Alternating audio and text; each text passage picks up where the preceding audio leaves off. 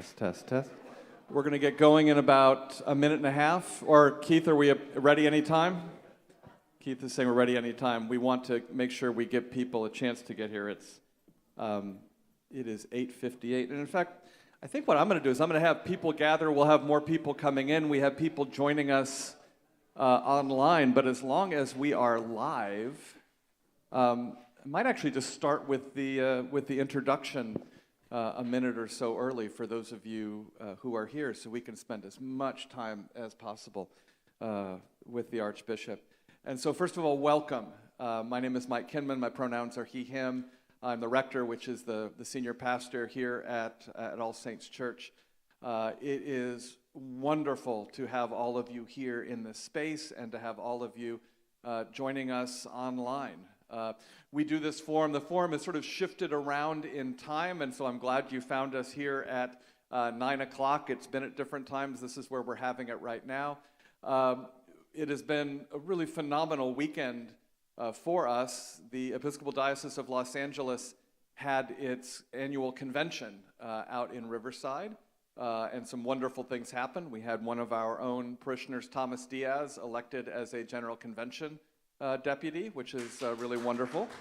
We had Terry Knowles elected to what's called the Corporation of the Diocese Board, which is the standing committee there. Susan Russell was not elected to anything, but she was been appointed to the Standing Commission on Liturgy and Music for the National Church. And so while we gather here, Susan is on a plane to Baltimore for that meeting. And so a lot, and we had some of our delegation with Risa and Julianne and Sally and everyone and was here. So it was a really wonderful weekend. And a highlight of it was our guest here this morning, Archbishop Naoum, who was the keynote speaker. And I just want to introduce you a little bit. I'm going to read his bio. The Most Reverend Hosam Naoum was installed as diocesan and the 15th Anglican bishop in Jerusalem on May 13th, 2021. He was born in Haifa in 1974, grew up in Galilee, married to his wife Rafa. Rafa, it is wonderful to have you here with us as well. Thank you. And Canon Bender, the chaplain of the bishop, is here also, and it is wonderful to have you here. And you have a son and two daughters. As diocesan bishop, Archbishop Hosam is the chief pastor of the 28 parishes spread through the 5 political regions of Israel, Palestine, Jordan, Syria, and Lebanon. So imagine caring for people across all of those borders. As bishop, he is also chairman of the board in each of more than 30 institutions of education and healthcare spread throughout the 5 countries of the diocese, including Gaza. The diocesan schools, hospitals, clinics, rehabilitation, and vocational training centers provide the best possible services while reaching out to assist those who cannot afford to pay for services and strengthening the Christian presence in this region. And we want to talk about this a little bit. You mentioned this at convention. I think it's a remarkable sign of mission that you are in a diocese that has more ministry centers than congregations, than Sunday worshiping congregations.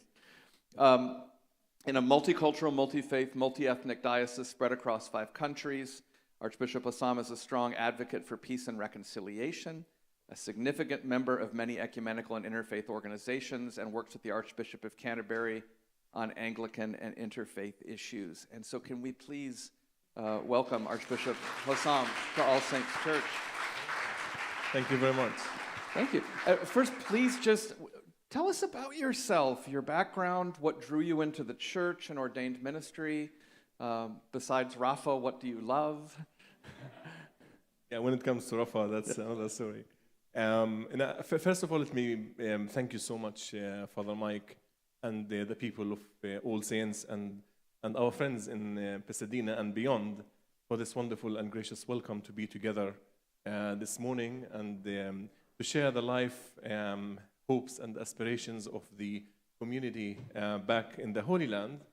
And I grew up, as you've mentioned, in Galilee all of my life, my childhood. And I felt the calling to the ministry early stage of my life. Since the very beginning, I always loved being in the ministry and in church, helping as a young adult. And after graduating, actually, I went to seminary at the age of 19. So that was really kind of early. I went to South Africa. I did my first degree. And then I came back and I was appointed to 2 congregations in the West Bank, in the city of Nablus and Jenin. That's the beginning of my ministry, and this is where I met my wife, Rafa. She's from Nablus. And then I moved to Jerusalem in 2005 as the Arabic-speaking congregation pastor, canon pastor for the local Palestinian community in Jerusalem. And after that, after a few years, I did sabbatical year at Virginia Theological Seminary in Virginia. I spent 2 years there with my young family at the time, graduated in 2010. And a few years later, I did my doctoral ministry program, also at Virginia Theological Seminary, graduated in 2020. So that's kind of being from Nablus, Jenin, into Jerusalem, as the dean of the cathedral for 9 years before being elected as the bishop of the Diocese of Jerusalem in 2020, just before the pandemic. And then everything else happened within the pandemic, as you can imagine. But yeah, so I'm very pleased to be here, and I'm humbled and honored at the same time to being able to minister in the very place where our Lord, performed his earthly ministry. And the city of our faith, Jerusalem. What are your personal passions? What do you love? What gets your heart racing? Yeah, and so on a kind of personal level, I love fishing. Being Galilean, it's automatically, you can't help it. But being a fisherman, became fisher of people, That's right, in a sense. But what I really love in my ministry and what gives me life is the ministry of young people, and also the ministry empowerment of women's ministry within the diocese. So these are the 2 main things that really captures my heart as I lead the diocese into new possibilities, so to speak. Well, I'd love to talk about women's ministry because I know that you now have women who are deacons. This is a new thing that are there, and this is an area of ignorance for me. We obviously have women ordained on all levels in the church. Is that the same in the church in Jerusalem, or is that something you're moving towards? I think we're moving towards that. I just kind of back a little bit. My thesis, my dissertation for my doctorate program was around the leadership of women within the Palestinian context in Jerusalem. So that was my area of focus, which now kind of we're working together to see how we can implement more of the aspects of women's leadership within the church itself. We still don't have women ordination. Being in the East, we're very, maybe I'm not using the right words here, but we are very still conservative, patriarchal That's the right society. Patriarchal society, and I'm not saying it's right or wrong, but this is the way it is. So we are moving into kind of more implementing more women empowerment, and as the women take their place, natural place in ministry. Now, whether we will end up with women ordination or not, that's really up to the people and to women themselves to decide if that is an appropriate thing, at least at this point in time or later in time. So, but I think we are being open to the Spirit, how God leads us into a more inclusive ministry, and allowing people to be themselves and to do what they are called to do. Well, and it is, and it wasn't something I was aware of. A dear friend of mine, Christine Trainer, I don't know if you've met her, who is the first woman to be a rector of a parish in the Middle East. She's in Addis Ababa, I believe. And so this is a new thing, and it's an exciting thing. And so thank you for your work, moving that along, because it's incredibly important. When I realized that you were bishop of, and I want to say that again, Israel, Palestine, Jordan, Syria, and Lebanon. First of all, that must create tremendous logistical difficulties for you. And we think it can be hard to travel around a diocese, but in LA, it's all about traffic. So can you talk about what it's like to care for the church over such a diverse and conflicted area? No, I think this question, will definitely allude to many other, I would say, issues that we face as people in the Middle East. Just to begin with, as you mentioned, maybe traffic jams will be our least concerns, when it comes to traveling into the diocese. Some of you have, and you mentioned that I come from Galilee, and I am an Israeli citizen, because being from a Palestinian Arab within the state of Israel, but have an Israeli citizenship, complicates life a little bit, because going to Lebanon or Syria or even to Gaza, which is an old part of my diocese, is not a straightforward thing. I have to apply for visas and all sorts of permits. But I have to say, we are really fortunate to have the Kingdom of Jordan within our diocese. And normally bishops who take a position as head of a church in Jerusalem are given a Jordanian passport. So which makes life much more easier, that I can travel to other parts of the diocese, like Syria and Lebanon, for example. But that, exactly like what you said, is absolutely true, because that complication, simply just think about deployment of clergy. Now, I want to move clergy from one place to another. It's a nightmare, because not nightmare only that they are leaving places, right, but also just moving them from one place to another, from the West Bank into Gaza, into Syria, into Lebanon, Jordan, or Israel. We have to take a lot of things into consideration when we do that, in terms of papers, in terms of their spouses, their children, and everything else. So it's a huge concern, and that tells us about the characteristic of the Diocese of Jerusalem being diverse into 5 different regions, and with each region there is a kind of mindset. There are different politics.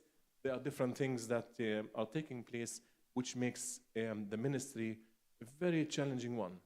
Like, imagine that I have to have a narrative, and when I speak, like in this forum, for example, people might ask me questions, and the way I kind of present my position or the church's position on certain issues play a role, that I have to speak a narrative, as much as possible. You're trying to be balanced, in a place that is so complicated. But that's exactly deriving from the situation that we all live in. Well, so if you go to Syria and say something, it gets reported back to every other part of your diocese, and you have, again, for us in the Diocese of Los Angeles, we tend to sort of look at our polarization as just between more liberal Los Angeles and more conservative Orange County, which probably is nothing compared to the polarization that you're dealing with. So the bishop, part of the job of the bishop is to be sign and symbol of the unity of the church.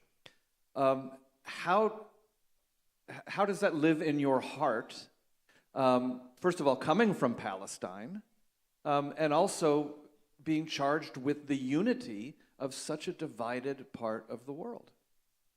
That's a good question. When I was elected and started thinking about my personal seal as the bishop, my seal, I thought about doing something that really represents the unity of the diocese, because we are, I said, we're diverse and different, and even though what we say, the language unites us, the Arabic language, because that's the language in which we speak in the diocese, and our liturgical language is Arabic, basically, in addition to English, of course, and sometimes Hebrew in some of the congregations, in few congregations in Israel.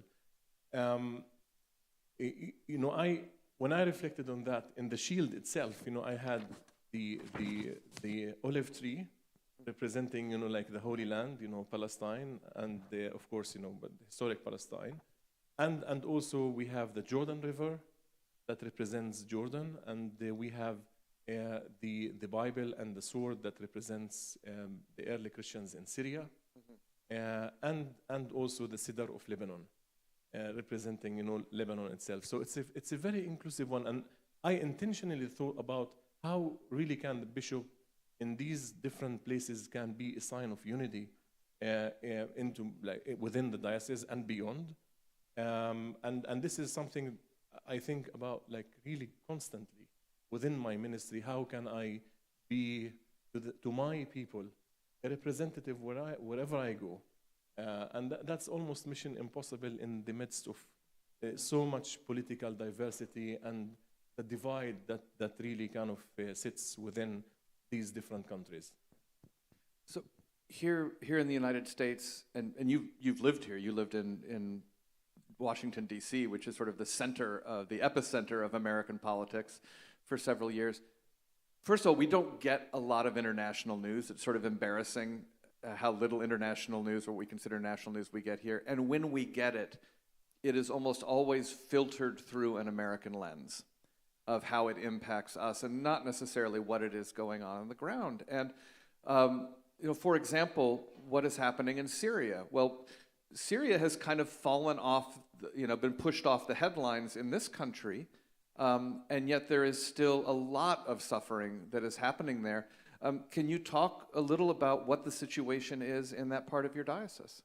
Yeah, and as you mentioned, since 2011, Syria have been going and kind of people name it differently, like civil war, or talking about the challenges that of ISIS and the other extremist groups and the conflict there within the regime itself and the different politics, whether it is international or interference or whether it is internal. It's a complicated issue, as we all know. It has fallen off the radar because it's not as bad as it used to be, like in the early stages of that war.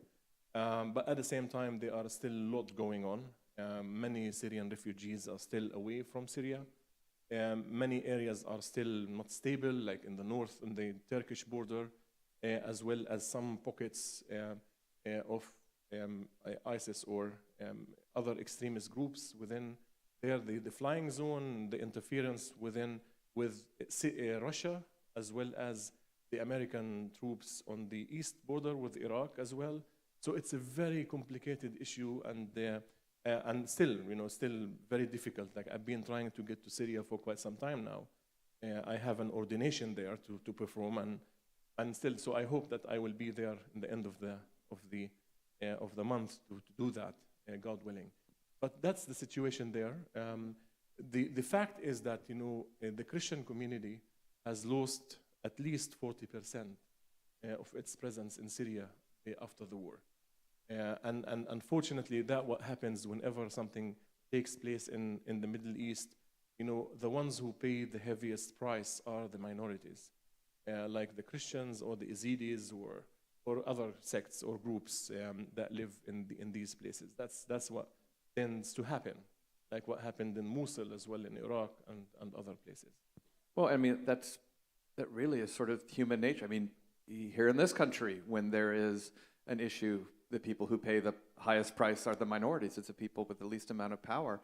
One of the things I was reading about in Syria is a cholera epidemic that is happening there. And those are the sort of things that happen in the aftermath of where infrastructure is destroyed, and there is no healthcare infrastructure that can combat things like that. And that again gets to me to something I referenced earlier, which is in this incredibly diverse diocese, you have actually more institutions providing ministry than you do Sunday worshiping communities. Can you talk? I mean, to me, that's exciting. That's incredible work being done. Can you talk about that? And then also, what is the church's role in places like Syria and really all over your diocese where infrastructure has been destroyed and yet people even more need service? Yeah, indeed, as you mentioned, we have more institutions than congregations. So we have around 35 institutions between schools and hospitals and clinics, medical centers, rehabilitation centers, guest houses. And these are centers of not only reconciliation, but they are beacons of hope to many of our community. for example, the hospital in Gaza that has great witness there for our people who are in Gaza, and especially those who are in need, because most of these institutions, they serve the needy and those who are marginalized and deprived because of either economic situation or something or other things. We see these places also as an outreach into the community. We know, having a service on Sunday or Bible study is pretty much kind of indoor thing. Although we see it, of course, as an outdoor, inviting everyone. But it's exclusively Christian activity. We care pastorally for our people and all of that. But when we have these institutions, we are inviting much more than simply Christians. Most of our students in our schools are predominantly Muslim. For example, St. George's School, which is across the cathedral, we have almost 93% are Muslim. We have, over the years, because of the quality education that we offer for over 100 and sometimes 150 years, the first schools to begin actually in the area. Many of our alumni have been famous poets like Ibrahim Tukan, like Edward Said, like Khalil Sakakini, and many others who have been leading figures within the community. And again, as I say, this is, from our point of view, is sharing Christ in action, or faith in action, without expecting we proselytize or convert Muslims into Christianity or Jewish into Christianity. It's very much kind of feeling a sense of conviviality and sharing the responsibility within the community to share from our point of view as Christians, because we believe that Jesus was a teacher and a healer. So these are the two main ministries of healing, healthcare, and education tend to be the core of our ministry and contribution to a very diverse, divided, conflictual, difficult societies and communities within the Middle East. So you mentioned that one of your passions is working with youth, and you talk about the school, and the vast majority of Muslim students at a Christian-run school. This is such a broad brush question, and so feel free to reject the premise of it if you want. But as you look at younger generations, somewhere on the spectrum of becoming much more rigidly polarized and much more integrated with each other and really forgiving and understanding of each other, where do you see the youth across your diocese? Are they all over that spectrum? And also, where do you find hope? Yeah, I think over the diocese we are very small, community. Even though we may seem that we have churches and institutions spread out, and when we tell people around us that Anglicans, Episcopalians are only 8,000 within that whole region of 5 countries, people say, "Are you serious?" We thought that you were much more than 8,000 Anglicans. Of course, when it comes to Christians is different, but still, we're talking about between 2 to 3% of the Middle East, exclusively to Egypt, where they have much more millions of Copts and Christians. But across the Middle East, there are only 3%. It's kind of very small. But the contribution of the churches and the institutions, make our communities far larger than that. So I would say the influence is there, but not a huge impact, proportionally speaking. But we see that at different times we have seen people being more polarized than other times. For example, if you look nowadays in the Israeli elections, you will see that the Israeli society have gone more to the extreme, more the far right wing with the government that's been elected recently. The same thing would happen in other places, because what happens is that polarization and extremism feeds itself in different communities, and it becomes a reaction. So the more the counterpart or the other side is extreme or polarized, you will see a reaction in the other community. And it's natural, it's not healthy, but that's a normal reaction, so to speak. But one thing about my experience, and that's what we believe in, by having different, and before 1948, we had also Jewish students in our schools. And basically creating that kind of a great, and that's how it should be, that, Christians, Jews, and Muslims living side by side in the same community and learning about each other. And I would say today, even though it's exclusively Christian Muslim schools, in Israel at least, but we create a kind of a community that knows and appreciates what diversity is. And that's the great gift that we offer to the community, that we know that we are not alone living in this world as Christians or as Muslims or as Jews. So that's, I think, that contribution mainly that we have within our institutions in order to kind of represent more inclusivity rather than exclusion and segregation. It was mentioned yesterday at convention that you have more barbed wire in your diocese than any other diocese in the Anglican Communion, which I think was it that you that said that? Yeah, it was Canon Bender who said that, which I thought was a really stark way to put that, and talks about the situation, particularly in Israel and Palestine. And so this could take hours. But could you talk about the situation right now? You referenced it with the hostilities. I mean, I know there's been some recent bombings in Gaza, but also, as you said, with Netanyahu and the Likud party returning to power. Can you kind of give us a snapshot of what things are like right now? Yeah, right now, I think, as I said, it's kind of, we see that, in terms of both the Israeli and the Palestinian politics, that we have not a vacancy, but we have a vacuum of really kind of vision for a peaceful resolution at all sides. And that's because, as I said, it's a reaction. You wouldn't expect people or generation to be oriented towards peace and reconciliation in the midst of suffering, in terms of conflict and occupation and all of that. So the situation nowadays, I would say it's less optimistic, although we remain hopeful, of course. But things are not, I would say that they haven't been as bad as we can imagine, even though, talking about not only security-wise, but I'm saying politically speaking, we came as if to a dead end, almost to a dead end, where people are saying, we're going to be more polarized. We want exclusively, this is historical Palestine, or this is all the land of Israel, ignoring the Palestinian presence there and the rights of the Palestinian people. Or on the other side, some of the extreme views of Palestinians would say that this is all the land of Palestine. The Jews have no room here.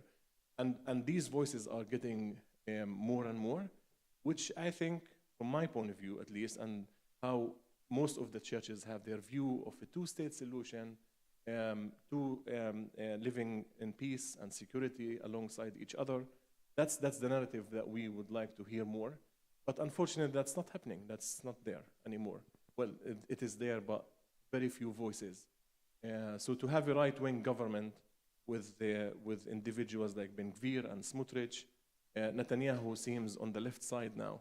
That's terrifying. Yeah, so that's really concerning to all of us, and especially to my family. Let me say in Israel, where my family lives in Israel. I will see how will that come into play, because many people focus on Israel-Palestine issues and forget about the needs of Arab Israelis, Palestinians who live inside Israel, who have a lot to deal with in terms of human rights issues, talk more about that. What are some of the issues that Arab Israelis have to deal with? I think, with last development, at least not the last, but the recent development of the Jewish democratic state issue and announcing Israel as a Jewish state. I don't want to equate that, but only in terms of principle. If you think about some of the extremists within the Middle East wanted an Islamic state, like ISIS, okay, now call it ISIS.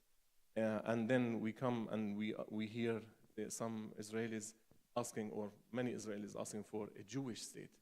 And God knows if some Christians would demand a Christian state. Well, there's Christians in this country that are demanding that. I mean, there's a Christian Yeah, so nationalist that's- movement in this country. But I think that's not helpful. That's not. Like, even though I'm a religious person, Right. but I think this is really exclusive approach to life, and we will just generate more rejection and more enmity and more hatred and all of that. So, talking about Jewish state, for me as Israeli citizen, how do I feel as a Palestinian and Arab who is not Jewish?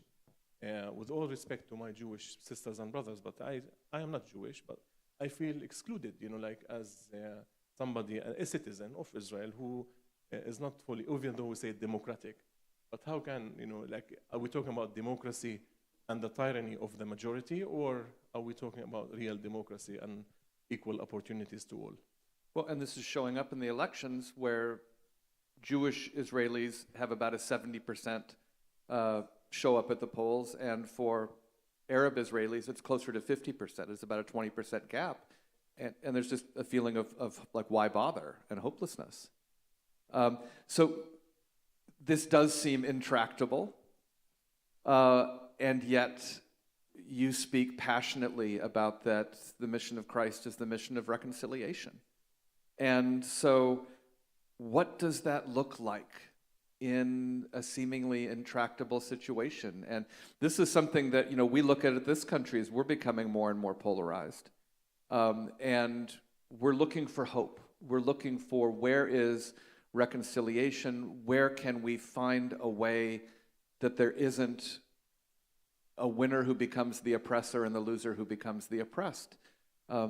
What do you see reconciliation looking like, and what is the church's role, from a minority perspective? Yeah, I indeed, as a Christian person who has faith, we believe that we are called to be reconcilers. We are called to be peacemakers and bridge builders. That's not an easy business. We all know that being polarized or being an extremist is the easiest thing in life, because you have nothing to defend except what you believe in. And it's easy because, like I say, okay, these are my enemies, let them go to wherever they want to go. But for us, and for me personally, I believe that every human being matters. And to be exclusive and to be denying other people's rights is not something that, we would accept. As a Palestinian and as a Christian, I deeply believe that everybody has a chance to live a life of dignity. Now, how hopeful or how optimistic or pessimistic are we? That's a different story, because every time, facing different, especially with the conflict and the rising violence in many places, and, some discourages us a lot. And unfortunately, the more we have of these conflicts, and as a result of the occupation, and then the resistance, and then the killing and the violence and all of that, that discourages people from being kind of on the peaceful side. In a sense, because why? Because many people fear, and this is our biggest challenge as bridge builders, let me say, like any initiative to have this voice of reconciliation, and I will come to the definition at least, what we mean by reconciliation, is that, if we reach out as a Palestinian reaching out to Israeli or Jewish friends, that will seem as betrayal. It will seem as normalization that is hated and forbidden and all of that.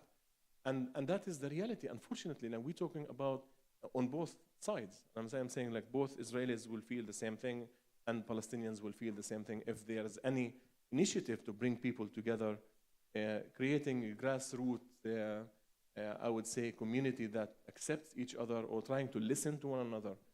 In my view, like being also in that kind of way of life, being a reconciler and bridge builder, that doesn't mean that I'm a person who compromises my beliefs or say like I will let go of the things that I really kind of hold dear and fast to what I believe.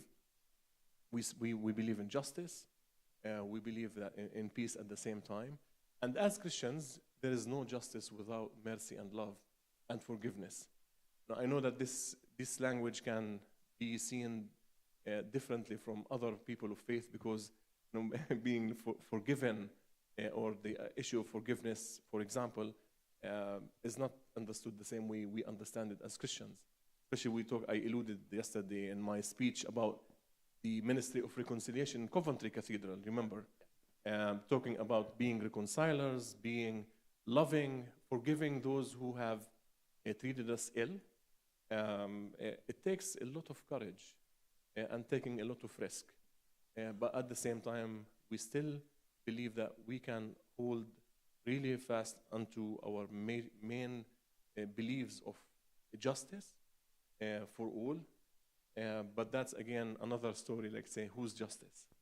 And this is where I think the common ground in which we can talk to one another can be a sacred ground of understanding and listening to our stories, each people's stories, and say where we can say, okay, this is how we can live together in one way or the other.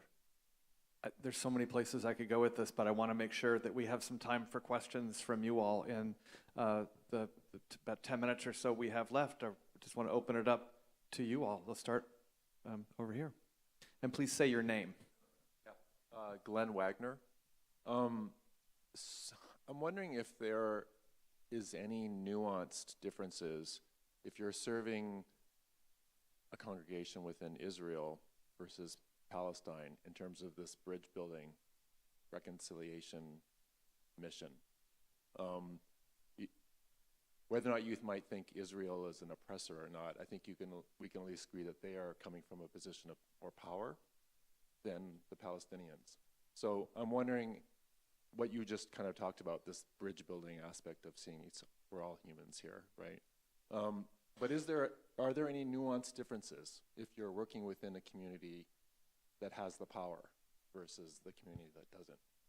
No, this is a great question indeed, and I think that's exactly when we talk about the balance, narrative within the different areas. These are the things that are taken into consideration.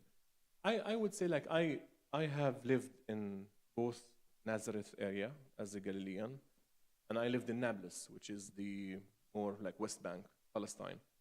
And in these two places, I found there is a difference. There is a difference between our both communities, even though we are the same people. Before 48, it was all one open land. But after 48, being Israeli citizen, even though Palestinian, Arab, and being a Palestinian citizen like myself and like me and Rafa, my wife, we come from these two different areas. I would say that there are certain things I would not say it explicitly in Palestine that I would say in Israel, for example.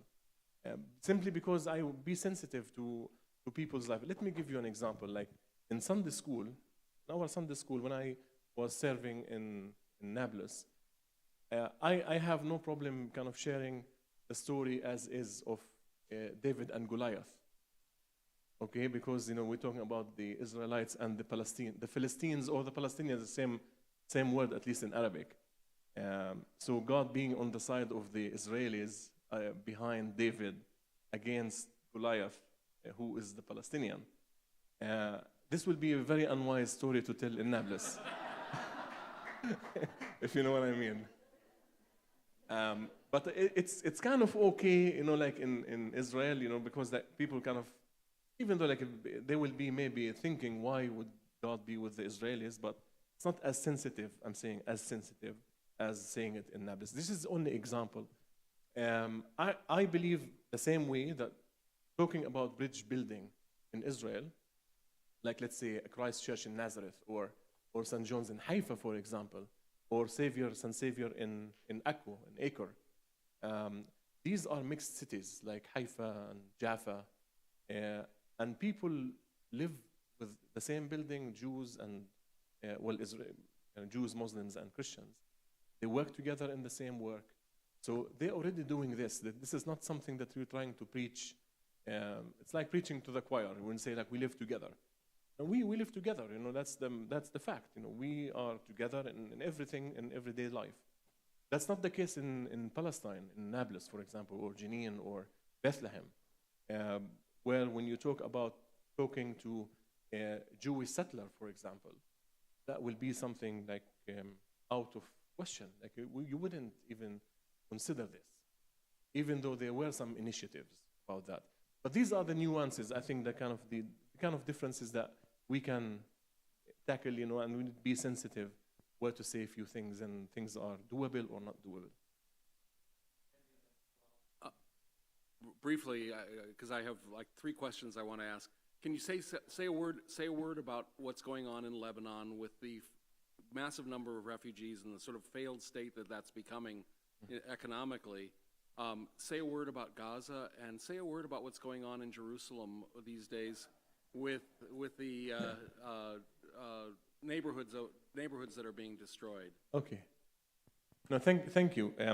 In terms of Lebanon, I would like to just say hello to my dear brother Halim Shker. Father Halim is here, and he maybe will be more appropriate to speak about Lebanon than myself, since he's Lebanese and one of our parishioners in All Saints, Beirut, a sister church to this one.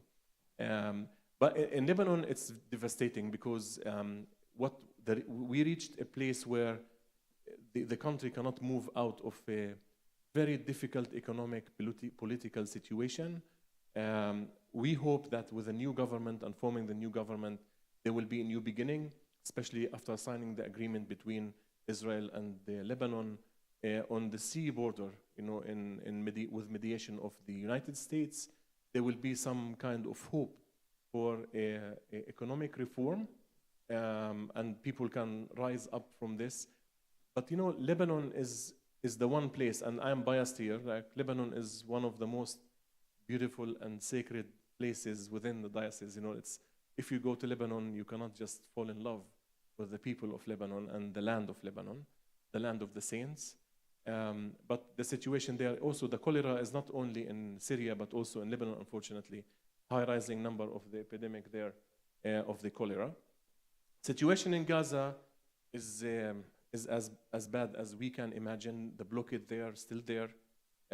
It's a big prison for the Palestinians going to Gaza, and every time I go to Gaza and visit the hospital there, I see the misery that the Palestinians live there in that situation. Unfortunately, the Christians are on the dwindling side of in terms of numbers. We went down from 3,000 10 years ago into less than 800 now. There are no Anglicans in Gaza anymore. Only the hospital. That's our presence there. But I can spend days talking about what's going on in Gaza, but it's very difficult situation. I think it's one of the most difficult situations that one can live in that place.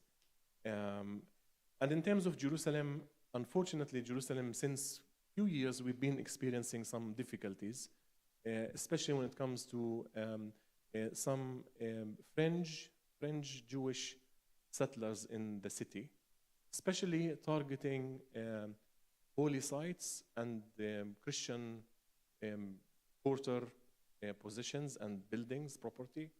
It has been quite difficult, especially for some of the other denominations like Greek Orthodox Church that has to face legal suits, and with a kind of a group called Ateret Kohanim that are really pressing on and buying in all sorts of ways property within the Christian quarter.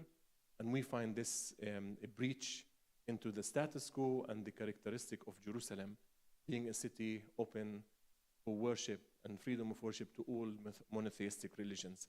So that's basically the main pressing point about Jerusalem. And like other places, we have seen a lot of polarization nowadays within Jerusalem, which is really a source of very grave concern to all of us. Salam Amriyadi. I just wanted to ask you about, many Christian groups have pilgrimage to Jerusalem to the Holy Land, and they come back and they don't interact with Palestinians. And so I just wanted to ask you if you do interact with them, and if you do, what kind of conversations do you have with them? Because to many of them, it's a surprise that to many Americans, it's a surprise that there actually exist Palestinian Christians. That's very true. I think, if I want to kind of be like abrupt, like it's kind of a random percentage, I think I would say maybe, like 80% of pilgrims who come, maybe that's, I don't know, but something like 80% don't see Palestinian Christians. They come as tourists or visitors rather than pilgrims. Now, those who come as pilgrims, they come and see the living stones, of the Holy Land. Worshipping Christians, as opposed only to the ancient stones and holy sites and shrines. Definitely we interact with, I would say like thousands, but like really hundreds, tens of hundreds of pilgrims who come to St. George's and other churches within the diocese, and we educate them about the Christian presence, the Palestinians, and of course Lebanese, Jordanians, depending where we are. But certainly many people come to the Holy Land and they will be surprised that there are Christians in Jerusalem, forgetting that Christianity began not in Sydney or Washington, but in Jerusalem. That's kind of, it's quite, like really kind of awkward. But certainly this is a huge concern. I have to say that the Diocese of Los Angeles is quite, intentional that every single group that come from here, pilgrims, they would meet and worship with local Palestinian Christians. So we're going to have to say goodbye to our online audience. I want to have one more question here in the room. And so thank you for everyone who's been joining us online. Our Eucharist will start at 10 o'clock. I hope you'll tune in for that. And then also be back in the forum next week when we have Frederica Newton, the widow of Huey Newton, to talk about the legacy of the Black Panthers and the Huey P. Newton Foundation.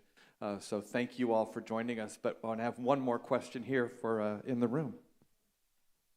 Assalamu alaikum, Archbishop. As a Palestinian